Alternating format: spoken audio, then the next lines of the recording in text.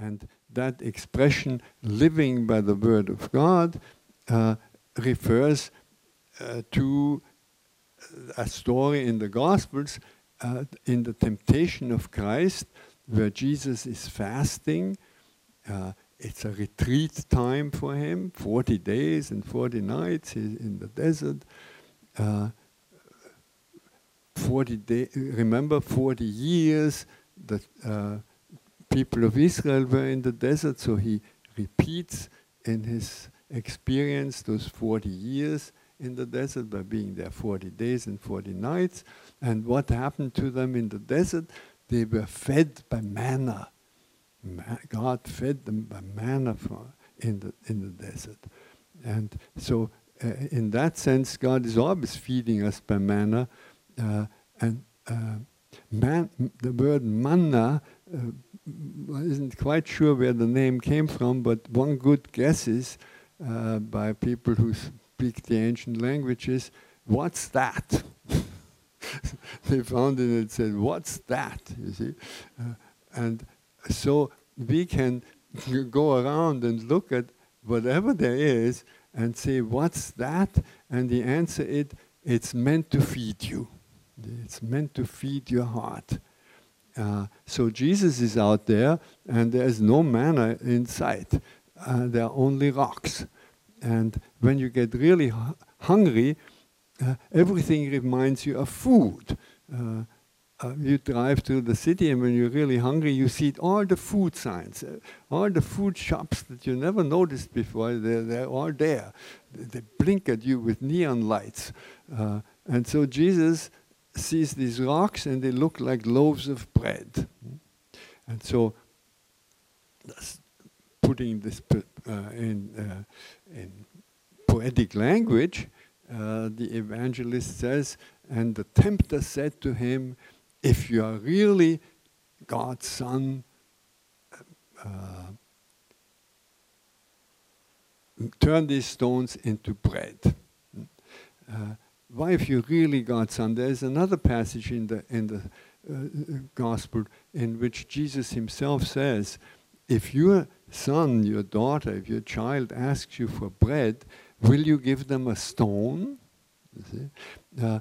Bread means life, and stone means death in the symbolism of the Bible. So if you ask for life, will your mother, will your father give you death? They feed you. And so the tempter suggests, the temptation is there, am I not a child of God? Why does God not feed me with bread? And Jesus rises one level above that temptation and answers, humans live not by bread alone, but by every word that comes from the mouth of God. So there was present at that moment, according to the story, just stones. And Jesus says, by every word, not by bread alone, but by every word. So if it makes bread a word and it makes stone a word, humans live by every word that comes from the mouth of God. And so the implication is, if God says to me, death is the word right now, then who am I to say, you better say something else? If God says stones, who am I to say, you better say bread? So the receptivity, that openness, expresses itself by Jesus saying, humans can live by every word, and if this is the word now, I can live by it. Whatever word is given to me in the present moment will be life. And obviously, that has to come to a showdown. Will you really be able to live when the word is death? Will you really live when God says it's time to die? And that is very appropriate for every one of us, because we don't know very much about one another, but one thing that we can be really sure is that sooner or later the word will be die for all of us. And so it's good to start practicing right now to really live by every word that God gives us. And all these are wonderful, life-giving words that we see all around us. And then that builds up in us the trust that when the word will be death, it will also be life-giving. And so the story goes on. At the end of the temptation, it says, and the tempter left him for a while. And so if you're an attentive reader, you're already watching him. Where is he coming back? When he will be coming back? And he comes back in the Garden of Gethsemane. There's this beautiful parallel in scriptures. You often have the desert and the garden.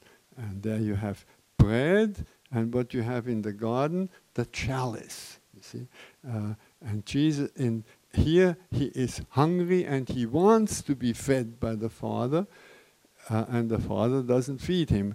In the garden, the Father offers him a chalice and he doesn't want to accept it. And he says, Father, if it is possible, let this chalice go by, pass me by. But then again he goes one level higher, as he did in the desert, and he said, but your will be done. So there is the food and the drink, there is life and death, and then he goes into this death and lives. And so for us too, at every moment, we are invited to live by every word that comes from the mouth of God. And long, long before it comes to the word that is die, there are all these wonderful words by which we can live.